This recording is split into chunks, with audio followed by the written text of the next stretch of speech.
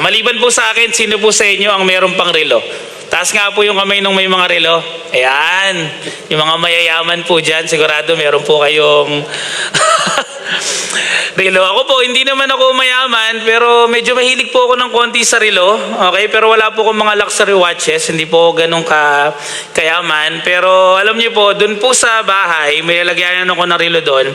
And one of my favorites, isa po sa mga pinaka-paborito kong relo, itong relo po na to. Sino po may ganyan? Ayan. Alam niyo po yung relo po na yan, tawag po dyan ay lifesaver.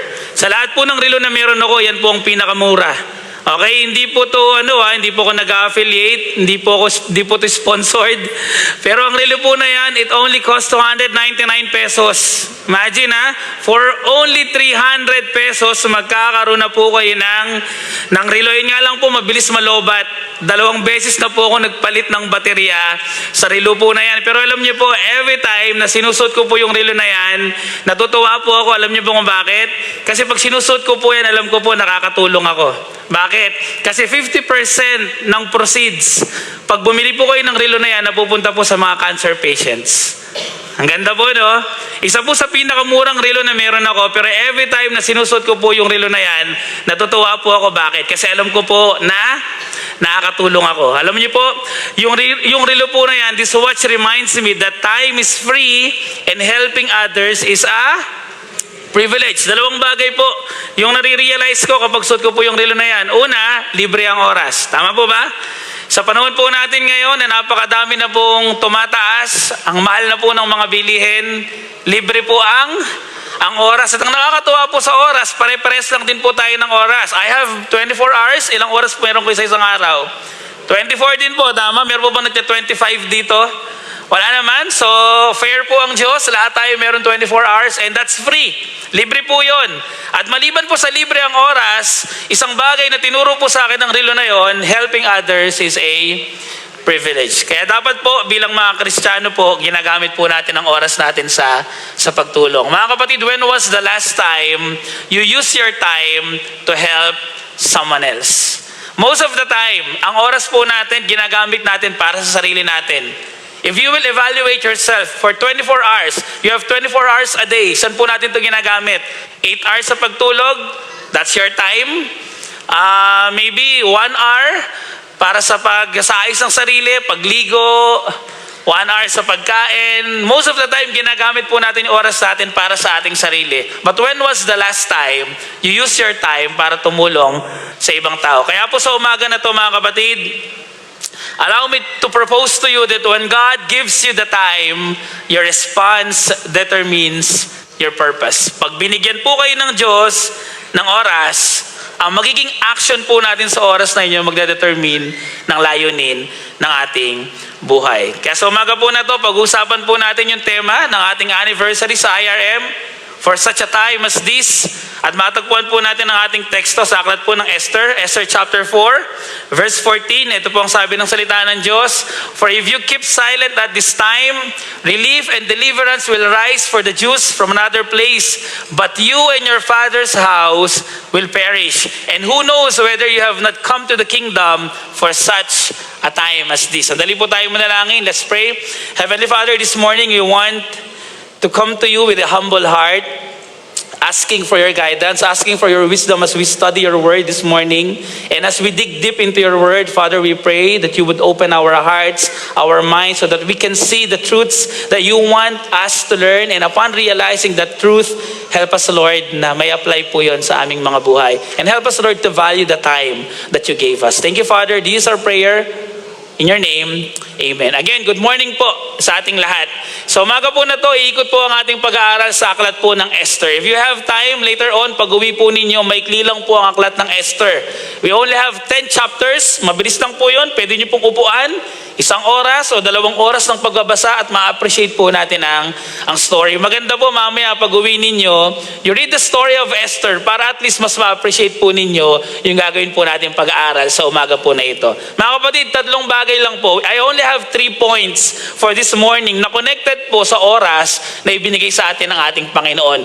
3 reminders from the Word of God, 3 reminders from the characters na makikita po natin sa story ni Esther na naniniwala ako makakatulong makakatulong sa atin kung paano po natin i-handle yung oras na pinagkaloob po sa atin ng ating Panginoon. So ready na po kayo?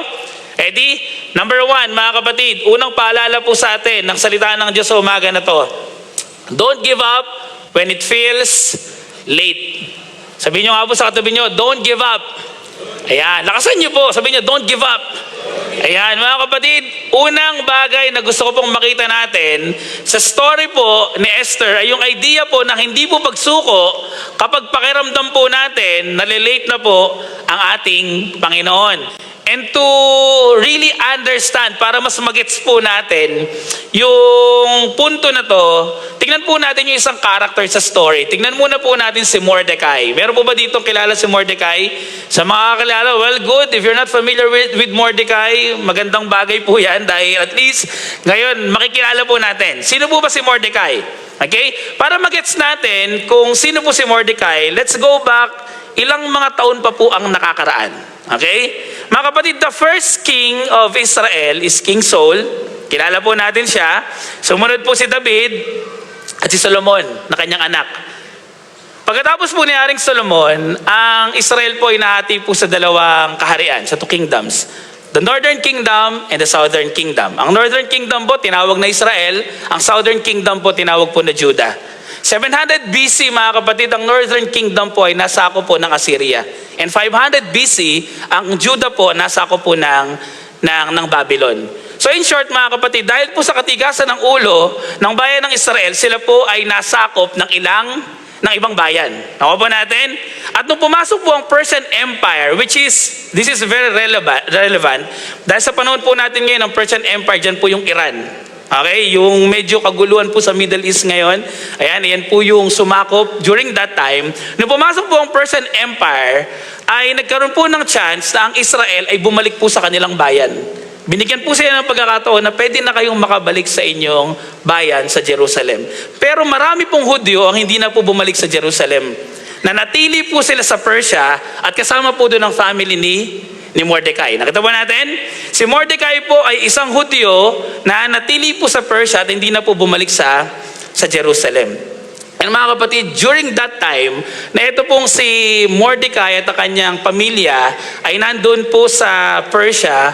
As we all know, syempre during that time, hindi na po ganun sobrang inaalipin ng bayan ng Israel. Pero meron pa rin naman pong persecution, meron pa rin naman pong mga challenges na kinakaharap ang mga Hudyo. At dun po ngayon pumasok yung story ni Mordecai. Bakit? Because during that time, nagkaroon po ng isang villain, nagkaroon po ng isang kalaban ang bayan ng Israel. Later on, makikilala po natin, ang pangalan po niya ay si Haman or si Haman. Okay? At during that time, malaki po ang role ni Mordecai. Bakit po ang bayan ng Israel hanggang ngayon ay buhay pa din sila. So that's Mordecai. Okay? Pero kung meron po tayo isang bagay na gustong tignan sa buhay ni Mordecai ay eto. Mordecai, balikan po natin yung verse mamaya. Okay. Mordecai is willing to wait on God. Ano daw po isang bagay na matutunan natin dito? Mordecai is willing to wait on God. Kung meron pong isang katangian etong si Mordecai na dapat makita natin, medyo mahaba po ang kanyang pasensya. Sino po dito mahaba ang pasensya? Sino po dito willing to wait? Totoo? Or lahat po tayo mainipin na? Diba, nung mga nakakaraan po, nagkakaroon tayo ng balita na every Tuesday tumataas po ang presyo ng gasolina. Tama po? Ano pong ginagawa ng mga Pinoy? Ang mga Pilipino po, isa lang pong nasa isip yan, lalo po mga kalalakihan. Tuesday magtataas ng presyo, Lunes ng gabi kami magpapagas. Tama po ba? One time po, Monday night, lumabas po kami dyan. Sabi ko, mag-full tank na ako kasi tataas ng 10 pesos kinabukasan eh. So pumunta po ako ng Petron, kasi Petron po yung medyo pinakamura ngayon. Grabe po yung pila dyan sa may Petron, yung pagkatapos po ng Immaculate. Familiar po kayo dyan. Umabot po hanggang sa may Malawak yung pila. Sobrang haba po talaga. Sabi ko, grabe yung mga Pinoy, pare-pares kami ng mga inisip. Ang haba ng pila, alam niyo po, syempre, kilala niyo po kung mahaba po ba pasensya ko? Hindi. Hindi po mahaba ang pasensya ko. Sabi ko, punta ako dun sa Shell. Kasi may katabing Shell sa may Ace, di ba? Konti lang po ang nagpapagas. Bakit? Kasi mas mahal ang Shell eh. Sabi ko, mas importante ang oras. Dun po ako sa Shell. Kahit mas mahal ng konti, at least hindi ako pumila ng ng mahaba. Ano pong punto? Mga kapatid, tayong mga tao, most of the time, we are not willing to wait. Minsan pupunta ka sa mall, nag-grocery ka, nakita mo ang haba ng pila dun sa cashier, inip ka na. Tama po? Minsan may pinagpe-pray ka kay Lord na, Lord, sana po mangyari sa family namin to. You prayed for 1 week, 2 weeks, 1 month, 2 months. Nagsawa ka na. Bakit? Kasi ang hina po ng ating pananampalataya at ang bilis po nating sumuko sa mga bagay-bagay. Ano pong problema? Patience. Alam niyo po, yung mga tao po noong unang panahon, hindi po kagaya natin ang haba po ng pasensya. Imagine niyo po sa Abraham. Abraham prayed to the Lord. Sabi niya, Lord, bigyan niyo po kami ng anak. Gaano po katagal naghintay sa Abraham?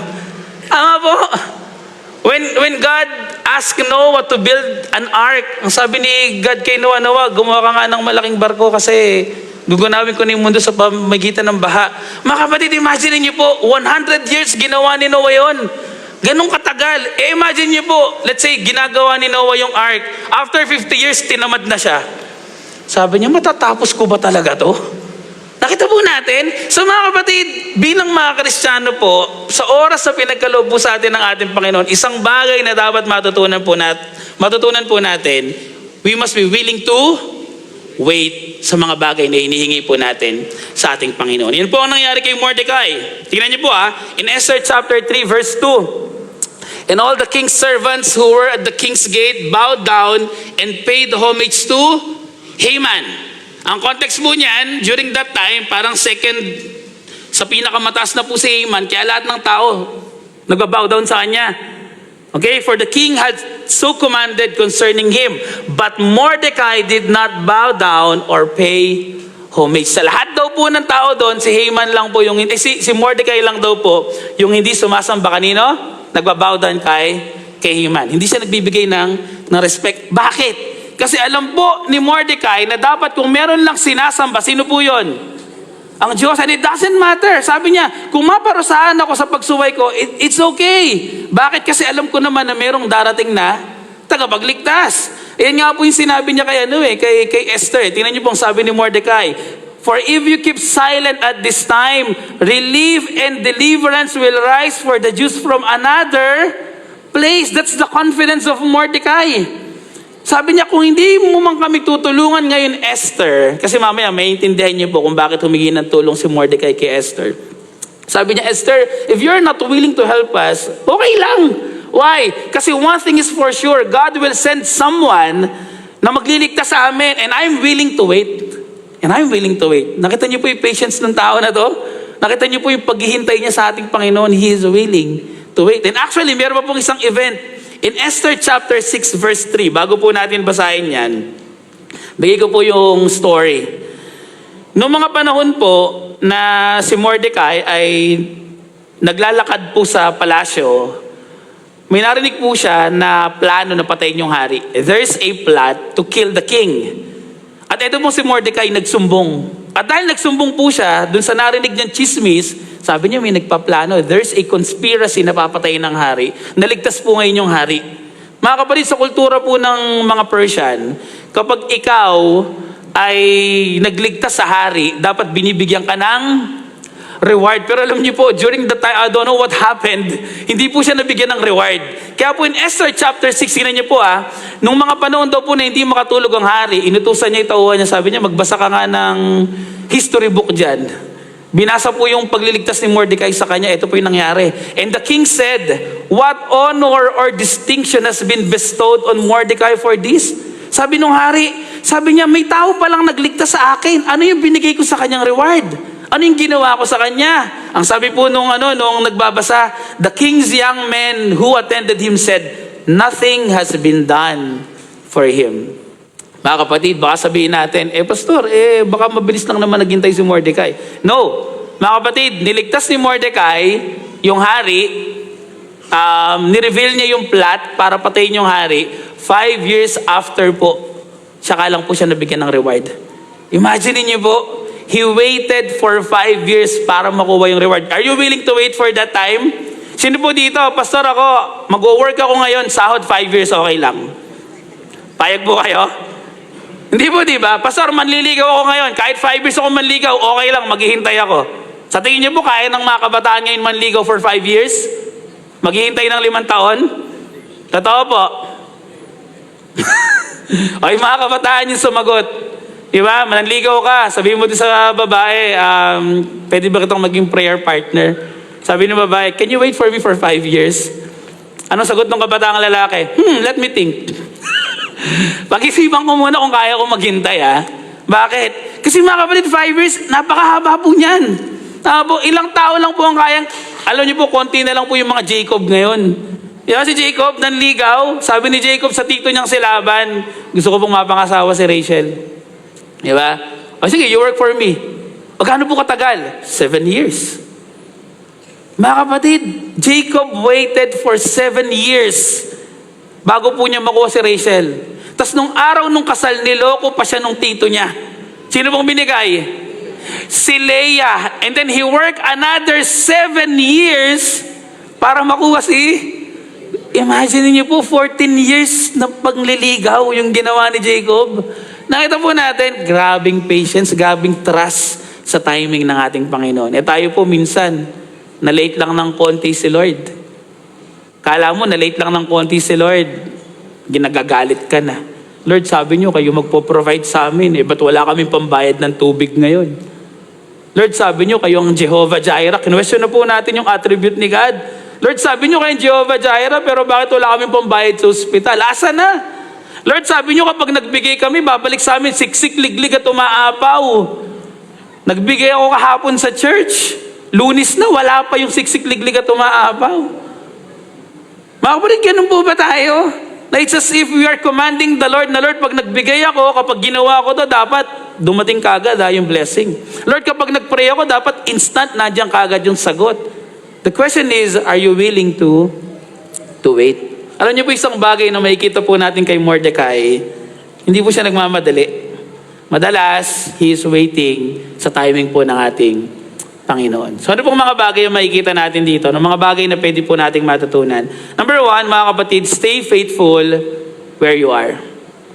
Manatili po kayong tapat kung saan po kayo nilagay ni Lord ngayon. Mga kapatid, wag po tayo nagmamadali. Sometimes, gumagawa tayo ng mga desisyon not based on God's sovereignty and not based on God's wisdom, but merely because of our feelings. Madalas, base lang po sa nararamdaman natin. Kaya minsan, binigyan ka na ni Lord ng trabaho, nainip ka, tagal naman ng promotion ko dito. Di ba? Nag-resign ka, lumipat ka. Tapos, nagtrabaho ka uli, tagal naman ng promotion ko dito, kaya wala kang tinagalang kumpanya. Bakit? Kasi hindi ka naghintay. Hindi ka naging faithful sa isang bagay na ibinigay sa iyo ng ating mga kapatid, lagi niyo po tatandaan na ang promotion nang gagaling po sa ating Panginoon kung tayo po ay tapat sa kanyang pinagkaloob sa atin. Imagine niyo po si Haring David, King David. Bago siya maging hari, ano pong trabaho ni David? He started as a shepherd boy. At ang sabi doon, he became faithful. Tama po ba? Naging tapat siya sa pagiging shepherd boy, na-promote. Naging musician ng hari. Pag na-stress si King Saul, kailangan niya ng music, tinutugtugan ni David. Naging faithful po ba? Yes, dahil naging faithful siya, naging sundalo. Naging faithful po ba si David? Yes, at dahil naging faithful siya, eventually naging hari. Mga kapatid, yung mga maliliit na faithfulness na hiningi sa atin ni Lord, kung nasaan ka ngayon at naging tapat po tayo dyan, hintayin lang po natin, the Lord will bless us. So, ano man pong kalagayan ninyo ngayon, manatili po kayo dyan at maging tapat po tayo. Amen po ba? Amen po ba? Amen. Praise the Lord. Okay? Pangalawa na makikita po natin dyan is stop comparing your timeline with other people. Alam niyo po mga kapatid, sa mundong ginagalawa natin ngayon, ang bilis na ng pressure, ang dali na pong ma-pressure. Tama po? Bakit? Kasi sa lahat ng bagay, nakikita na po natin yung buhay ng iba. Tama po? Kakagraduate nyo lang, nakita mo yung kaklase mo may trabaho na kagad. Ikaw, wala pa ring trabaho. Di ba? Hindi ka naman pinapressure ng magulang mo, pero ikaw mismo, napipressure mo na yung sarili mo. Bakit? Kasi yung mga kasabayan ko may trabaho na. Yung mga kaklase ko, kumikita na ng pera, ako, dakilang tambay pa din. Po ba? Mga kapatid, kaya madalas kino-compare natin yung sarili natin sa iba. Yung mga churches. Ako, I'm nothing against sa mga pagpo-post pagdating po sa mga nangyayari sa church. Pero minsan, may pressure. Tama po?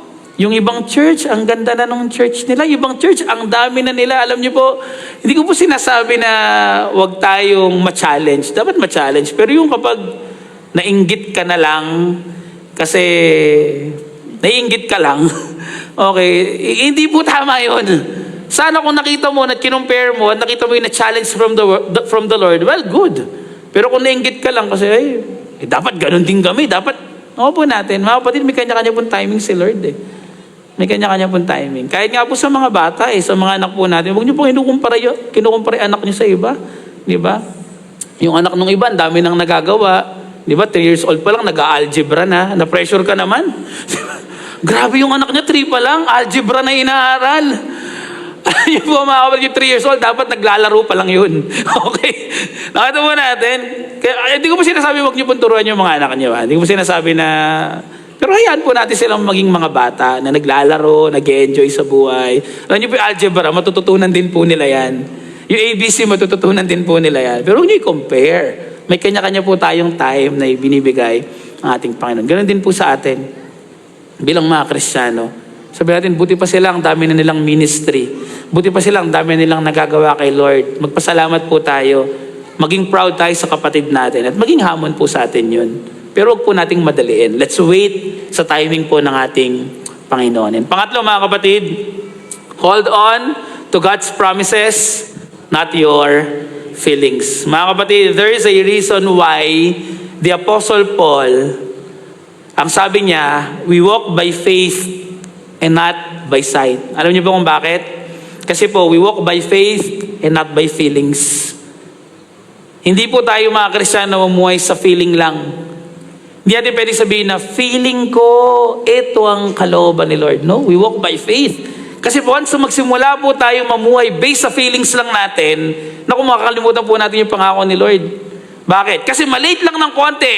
Sabihin natin, Lord, kailangan na po ng pan-tuition fee ng anak ko bukas. Linggo ngayon, di ba? Parang, Lord, feeling ko darating pa ba? Alam niyo po, kapag nag-base lang tayo sa feelings at hindi sa promise ni Lord, talagang mas stress po tayo. Di ba? Pero kapag ang pinanghawakan mo, Lord, bukas, mag-enroll na, magbabayad na ng tuition fee anak ko, promise mo sa amin, hindi mo kami pagkukulangin, darating yan. Nakita po natin difference? Same scenario, may problem, pero kung ang nakatingin ka lang dun sa problem at nakabase ka lang sa feelings mo, madadown ka. Pero kapag dun ka nagbase sa pangako ni Lord, merong pag-asa. Tama po? Merong hope na nagmumula sa ating Panginoon. So mga kapatid, hold on to God's promises, not your feelings. Okay? So ano pong unang paalala sa atin pagdating sa timing ni Lord? Don't give up. Don't give up, mga kapatid. Don't give up when it feels late. God is always on time. Sabihin nyo nga sa katabi mo, God is always on time. Yan. Ang Diyos po natin, laging perfect timing. Kahit feeling natin late na siya, hindi po. Perfect timing si Lord. Naalala ko po yung story ni Abraham. Naalala niyo po, nung iaalay na ni Abraham itong si Isaac, ano pong pinaka-perfect timing doon? Ang perfect timing po doon yung pagpigil ng angel. Sabi niya, Abraham, wag mong patayin. Ang perfect timing po doon, dumating kagad yung ram.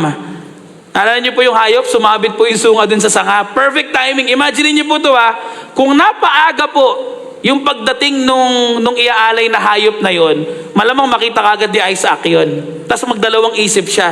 Sabi niya, wag na kaya anak ko iaalay ko, yun na lang kayang hayop na yon. Nakita niyo po?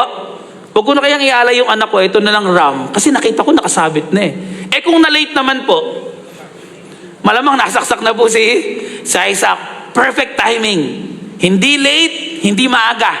Si Lord laging perfect ang timing. Minsan po hindi inaagahan ni Lord. Alam niyo kung bakit? Kasi pag inagahan niya, mawawalan ka na ng tiwala kay Lord. Hindi na matetest yung faith mo.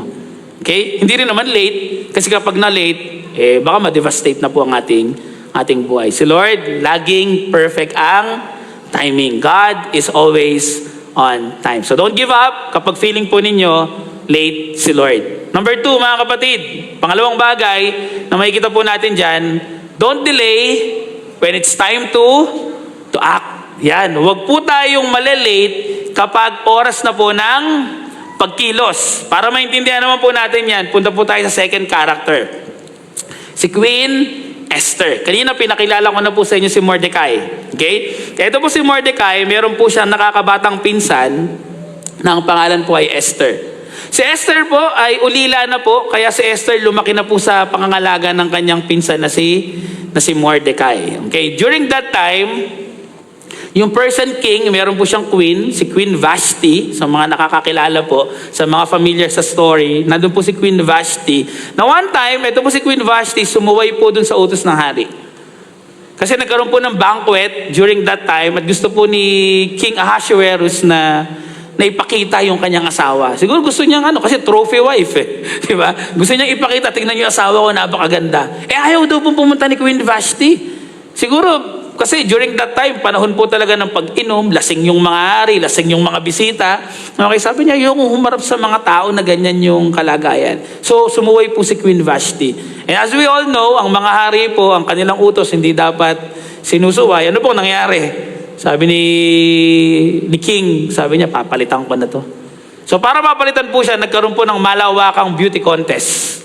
Okay? Nagkaroon ng maraming contestant. Kasama po dun si Esther. Okay? At sabi po doon, si Esther daw po, maliban sa physical beauty, meron siyang character na maganda, kaya hindi lang po yung hari yung unang nakapansin sa kanya, even daw po yung mga tao na nangunguna dun sa contest na yon. Imagine niyo po, for 1 year, talagang pagagandahin po sila. Sino po dito nagpapabelo? Hala, pastor, di natin afford. Kasi lang po dito, minsan pinapamper niyo yung sarili niyo. Nagpapamassage, nagpapaspa. May nagpapagano pa ba dito? Taas kamay. Wala ko. Ayun, meron. Thank you. Masarap po. Sana all. Mga kapatid, pasinin niyo po ito Sa mga nagpapamassage at nagpapaspa, masarap po sa pakiramdam yon. Kaya nga po from time to time gawin niyo po yun araw-araw for 1 year. Sobrang sarap po siguro, no? Araw-araw may nagmamassage sa'yo, araw-araw inispa ka. Grabe, kung may Vicky Bello nun, talagang yumaman na si Vicky Bello Araw-araw meron po siyang customer, ganun po yung ginawa sa kanila. And to make the long story short, kahit napakaraming babae daw po ang contestant during that time, ang nanalo po sino? Si Esther. Ayan. Si Esther po, na isang Hudyo, na during that time, hindi pa niya ni-reveal na siya po ay isang Hudyo. Ano po makikita natin dito? Si Esther po, he is willing to act for God. Kung si Mordecai, he is willing to wait. Si Esther po, he is willing to act. Willing po siya na gumawa ng aksyon kahit po ikakapahamak pa niya. Kahit po mahirap yung sitwasyon. So tingnan po natin, ano po ba yung naging challenges kila Esther? Ito po ang naging challenge. Bago po natin basahin yung Esther chapter 4. Si Haman po ay, again, mataas ang kanyang posisyon. Hindi sumusunod si Mordecai sa kanya. Kaya po itong si Haman ay gumawa po ng isang plot na i-annihilate, ubusin po ang mga Hudyo. Nagalit po siya. Okay? Nagalit siya sa mga Hudyo, kaya gumawa siya ng isang decree na diniceive niya yung hari. Ang sabi niya, King, all you have to do is to sign this decree na kailangan nating ubusin ng mga Hudyo kasi hindi mo nakikita ngayon, pero sa nalalapit na future, malaking possibility maging problema natin sila. Okay? So, na-deceive po niya yung hari. Kaya ngayon yung hari, pinirmahan po niya yung decree na yon, napapatayin po ang mga Hudyo. So, malaking problem po yun. Malaking problem. Kaya po, etong si Mordecai ay lumapit kay Esther. Sabi niya, Esther, you need to help us. As the queen, kung merong isang tao na pwedeng lumapit at kumausap sa kanya, ikaw yun. Kasi mahal ka niya, kasi ikaw yung kanyang reyna, malapit ka sa kanya. Pansinin niyo po ano pong situation. Verse 11, ang sabi doon, all the king's servants and the people of the king's provinces know that if any man or woman goes to the king inside the inner court without being called, there is but one law. Ano daw po yung utos na yon?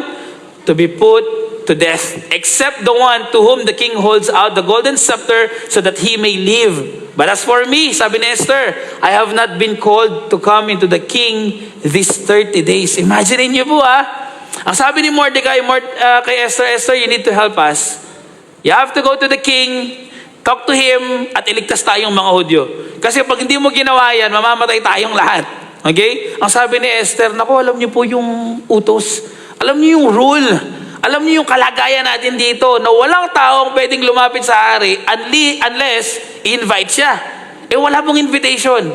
At ang lupit po dito, no, sabi doon, for 30 days, hindi pa daw po pinapatawag ng hari si Esther. Sabi ko, ano kayang uri ng mag-asawa to, no? 30 days na di ba kayo nagkikita? Di ba? Payag po kayo mga misis, 30 days na di ba kayo nagkikita ng asawa mo? Kahit video call man lang, wala. Di ba? Tapos asawa na kayo, baga kausapin nyo yung hari, yung asawa nyo kailangan may invitation pa. Grabe yung setup po nila, no? Sabi ni Esther, alam mo ba, Mordecai, for 30 days, di pa kami nag-uusap, hindi pa niya ako pinapatawag. Pag pumunta ako doon, isa lang mangyayari sa akin, malamang mamatay ako. Kasi walang invitation. Unless, sabi niya, pagpunta ko doon, ay itaas ng hari yung kanyang scepter at sabihin na pwede akong lumapit at makipag-usap sa kanya. Pero pansinin niyo po, na-convince ni Mordecai itong si Esther. Kaya ang sabi niya, go, gather all the Jews to be found in Susa and hold the fast on my behalf. Sabi niya, please pray for me. Okay, ipag-pray niyo ako. And do not eat or drink for 3 days, night or day. And I and my young women will also fast as you do. Then I will go to the king, though it is against the law. And if I perish, I perish. Sabi ni Esther, sabi niya, sige, dahil talagang kailangan ng mga Hudyo ng tulong ko ngayon, kahit na mapahamak ako, kahit pakapalit nito ay buhay ko. Okay, yung sabi niya, ipag-pray niyo ako for 3 days, sama-sama tayo mag-prayer and fasting at pupunta ako sa hari. At tingnan niyo po, ready na nga po siyang mamatay eh. Sabi ni Esther, if I perish, I perish. Grabe po, no? She is willing to act. Basta yun po ang kalooban ng ating Panginoon. Sabi niya, you pray for me. At kung mapapahamak ako, mapapahamak ako. Ano ba yung makikita natin dito? 3 lesson po from Esther. Number 1, obey even when it's uncomfortable. Ano po ba? Mga kapatid, bilang mga Kristiyano po, hindi po lahat ng utos ng Diyos madali. Hindi po lahat ng pinapagawa ng Diyos sa atin komportable. Tama po, oftentimes, God's commandment is uncomfortable. Yung mga madaling utos, madali po yung sundin. Di ba? Pag sabi ni Lord na, do not steal. Di ba? Huwag kang magnakaw. Madali po sa ating sundin yun. Pag sinabi na, do not murder, huwag kang papatay. Pwede lang sabihin na, Pastor, madali lang naman sa atin, hindi naman ako murderer eh. Pero minsan may mga utos po ang Diyos na talagang kailangan ng commitment. Nung sinabi po ni Lord na read your Bible, pray every day, nagagawa po ba natin? Di ba? Hindi. Minsan mas komportable pong matulog kaysa mag-pray. Tama po?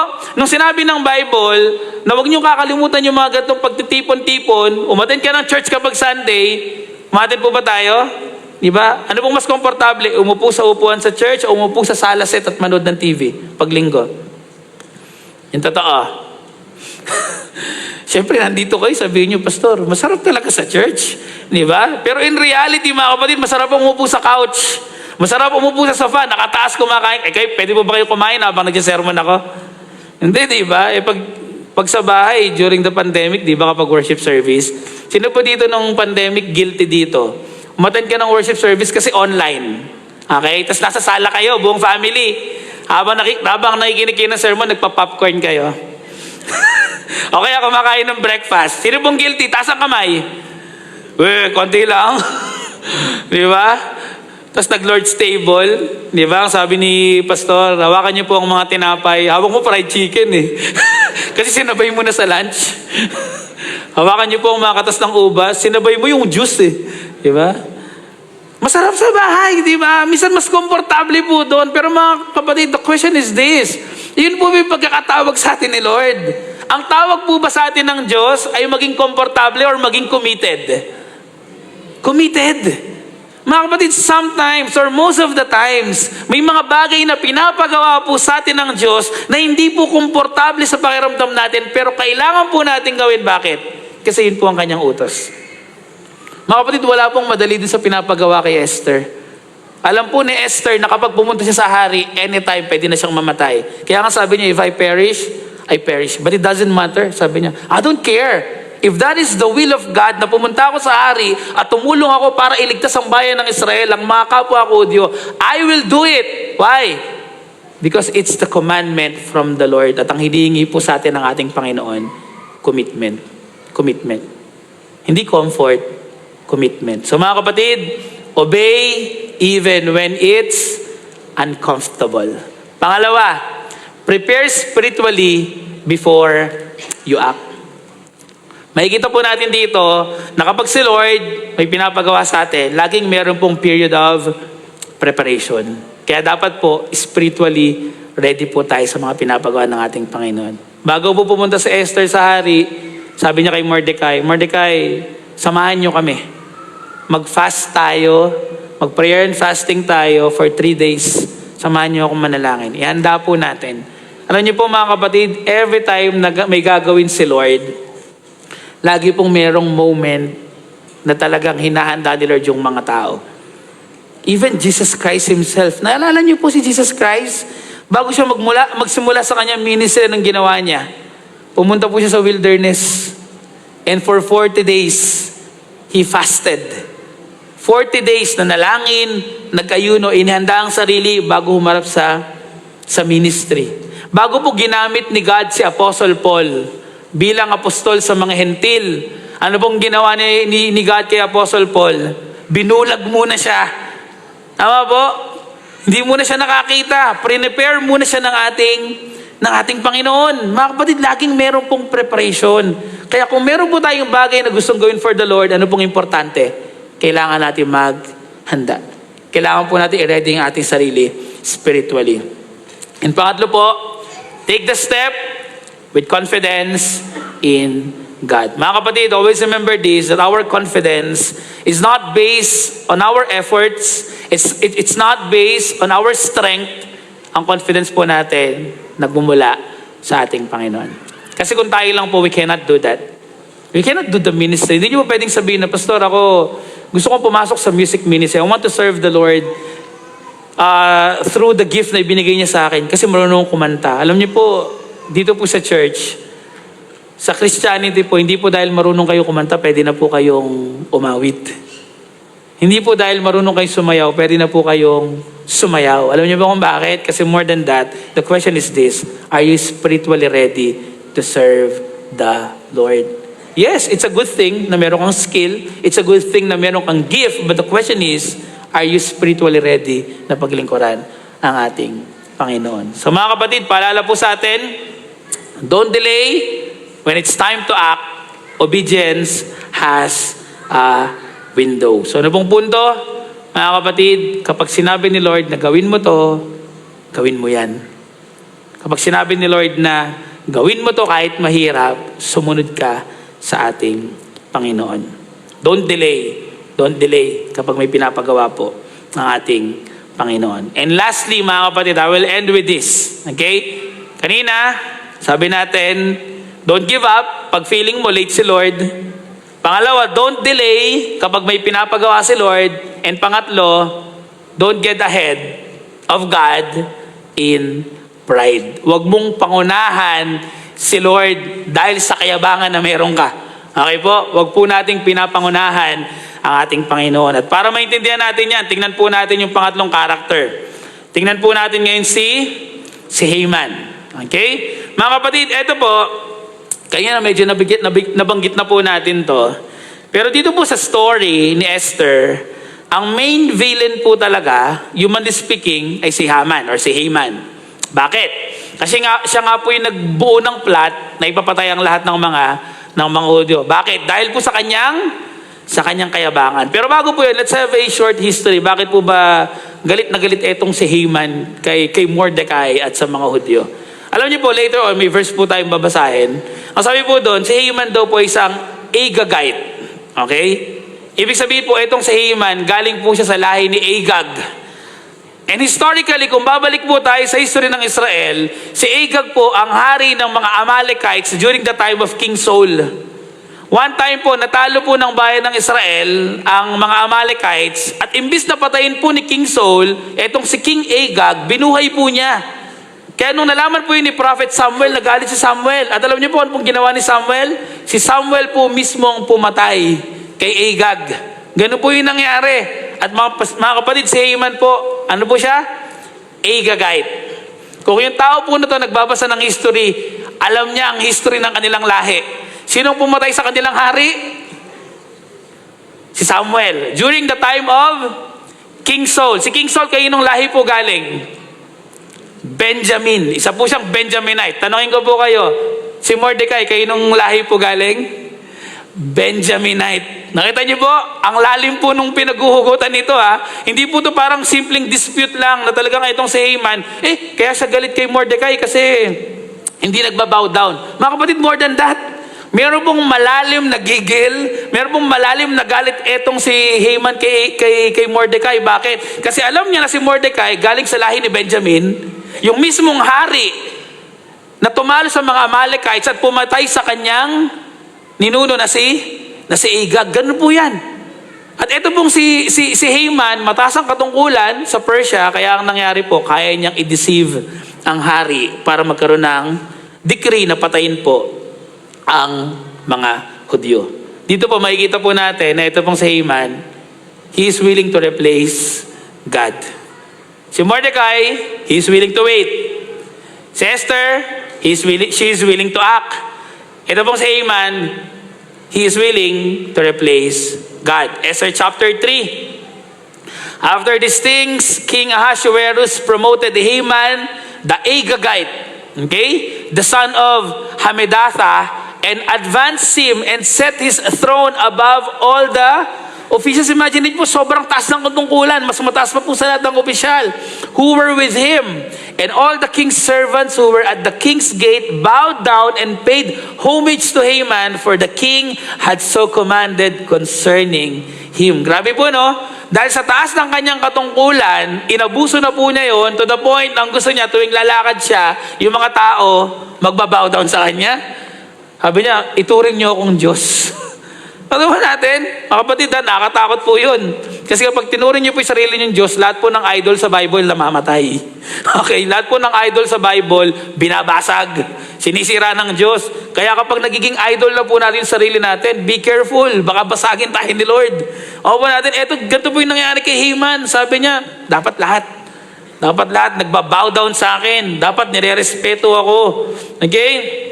Kaya pansinin niyo po, and when Haman saw that Mordecai did not bow down or pay homage to him, Haman was filled with fury, with anger. Imagine niyo po mga kapatid, dahil po sa pagmamataas nitong si Haman, na gusto niya lahat ng tao mag-bow down sa kanya, at dahil si Mordecai sumuway, ano po ang naging emosyon o ano pong naramdaman ni Haman? Sabi doon, siya daw po ay napuno ng galit. Mga kapatid, sino po dito madalas magalit? Lahat po tayo. Guilty po dito Lahat po tayo nagagalit. Mga kapatid, alam niyo po ba na ang galit ay resulta ng kayabangan? Di ba ang sabi nila, ano daw po yung galit sa magnanakaw? Kapwa magnanakaw. Ano ba yung magkapatid daw na kasalanan? Sinungaling at magnanakaw. Ganon din po to. Kapag ang tao po mayabang, madalas yung tao pong mayabang mabilis, magalit. Obserbahan niyo po ba yun? O, sa mga lalaking nandito, nagdadrive ka. Dadrive. May bumusina sa'yo. Nagalit ka. Tanong, ba't ka nagalit? Nabusinahan ka ba't ka nga nagalit kung nabusinahan ka? Mayabang ka kasi. Totoo mo, di ba? Ba't mo ka pinusinahan? Nakakalalaki to Tama po ba? Napasin niyo po ba, most of the time, kaya po tayo nagagalit, ang bunga po niya na pinanggagalingan niyan, pride. Bakit po tayo nagagalit sa ibang tao? Kasi sabihin nila, Pastor, kasi dapat hindi niya ginagawa yun. Kapag yung tao hindi po umabot sa standard natin, na gusto natin gawin nila, nagagalit po tayo sa mga tao na yun. Bakit kailangan ba sa'yo sumunod yung mga tao? Bakit kailangan bang sundin ng mga taong standard mo lagi? Kaya napansin niyo po, kapag tao po mayabang, madaling magalit. Tama po ba? Umorder ka sa restaurant, na late lang ng konti. Galit ka na. Parang sira na yung araw na to. Wala na, sinira nyo na yung dinner namin. Na late yung order ninyo. Ba't po kayo nagalit? Na late lang naman ng konti, dumating naman. Diba? It's because of pride. Kasi dapat maayos serbisyo sa akin. Customer ako dito Tama naman po yun. Dapat maayos talaga serbisyo. Pero kung nagkaroon na ng konting aberya at nagalit ka talaga, mga kapatid, it's because of pride. Kaya itong si Haman, pansinin niyo po Wala po, sobrang unreasonable eh. Sobrang irrational yung galit niya eh. Lahat naman sumasamba na sa iyo eh. Imagine niyo po kung merong 1,000,000 tao doon, yung 999,000, lahat. Isa lang ang hindi, ba't nagalit ka pa? Sabi doon, to the point na gusto niya ipapatay yung buong lahi ah. Ganun kagalit. Because of pride. Kaya alam niyo po, yung pride napakahirap kalaban. Kasi kapag yung pride nasa puso po natin, ang dami na pong mangyayaring kasalanan. Galit, pagkainggit, lahat ng uri po ng kasalanan. Pwede na pong magawa natin because of pride. Kaya ang nangyari po mga kapatid, ito pong si Haman, nagpagawa ng isang galaw kung saan dun po papatayin na itong si Mordecai. Pero we know the story. We know the story. Tama po. Iklian na lang po natin. Kinausap ni Esther ang hari. And then sabi ni Esther, nag-request siya ng 2 dinner banquet. Nakasama itong si Haman. Ang sabi ni Esther kay King, sabi nung hari, mahal kong Reyna, ano bang request mo sa akin? Sabi niya, King, can you help us? Kasi mayroong isang tao na gustong pumatay sa lahi namin. Nagalit po yung hari. Sabi niya, sinong gustong magpapatay sa'yo? Kasi hindi po alam ng hari na Hudyo si Esther eh. Sabi niya, ayan po, kasama natin sa table, si Haman. Tapos doon nalaman ng hari, galit na galit siya. Ano pong ginawa niya kay Haman? Nung nalaman niya na na-deceive siya at pinapapatay ni Haman ng mga Hudyo, siya po mismo yung pinatay dun sa galaw na pinagawa niya. Yan po ang sabi doon. So they hung the Haman on the gallows that he had prepared for Mordecai. Then the wrath of the king abated. Ito po natin, pinagawa ni Haman dahil sa kayabangan niya yung galaw na yon, sabi niya, dito ko ipapapatay si Mordecai. Pero dahil sa kayabangan niya, hindi po si Mordecai ang sinabit doon. Hindi po si Mordecai ang pinatay doon. Sino po pinatay doon? Siya po mismo. Mga kapatid, wala pong magandang dinudulot ang kayabangan. Ang kayabangan, dadalhin po tayo niyan sa kapahamakan. Ang kayabangan, dadalhin po tayo niyan sa kamatayan. Wala pong magandang idinudulot ang pagmamalaki sa Diyos. Hindi po natin pwedeng pangunahan ng ating Panginoon. O po natin, kasi kapag pinangunahan natin si Lord, kala po ni Haman, planado na niya lahat eh. Diba niya, sa gabi na to, papapatay ko na lahat ng mga Hudyo at sa gabi na to si Mordecai, isasabit na dyan. Iyon po ang akala niya. Dahil sa kayabangan na meron siya, iyon ang akala niya. Pero in reality, at the end of the story, siya po ang sinabit doon, siya po ang pinatay. Why? Because of pride. So ano pong mga bagay ang makikita natin dito? Number 1, check your motives regularly. Mga kapatid, bakit po natin ginagawa yung mga bagay na ginagawa natin? Why are you serving the Lord? Ba't ka nag-serve? Is it for the glory of God? Or is it because of your pride? Ba't ka nagbibigay ng offering ng iyong tithes? Is it for the glory of God? O kasi gusto mo lang na itaas ang iyong sarili? Bakit ka tumutulong sa ibang tao? Is it for the glory of God? O kasi gusto mo lang ma-fulfill yung satisfaction na hinahanap mo sa sarili mo? Mga kapatid, let's check our motives. Kasi natatago po natin yan. Yung good actions natin, nakikita ng tao yan. Pero yung motive po natin, naitatago natin yan. And believe me, matago po natin sa mga tao yan, hindi po natin yan may tatago sa harapan ng ating Panginoon. Alam po ng Diyos ang puso natin. Alam ni Lord kung anong motive ko ba't ako nagsisermon ngayon. Alam po ni Lord anong motive ninyo ba't kayo nakikinig ng mensahe ngayon. Alam po ni Lord yung motive ninyo kapag gumawa kayo para sa Kanya. Alam po ng Diyos yan. At kapag ginagawa lang po natin yan para sa ating sarili, wala po tayong pinagkaiba kay Haman na punong-puno ng pagmamataas. Learn to celebrate others, not compete with them. Tama po? Minsan ito po yung masakit na reality na kahit mga Kristiyano na po tayo, minsan we cannot celebrate dun po sa mga good things na nangyayari sa kapatid natin.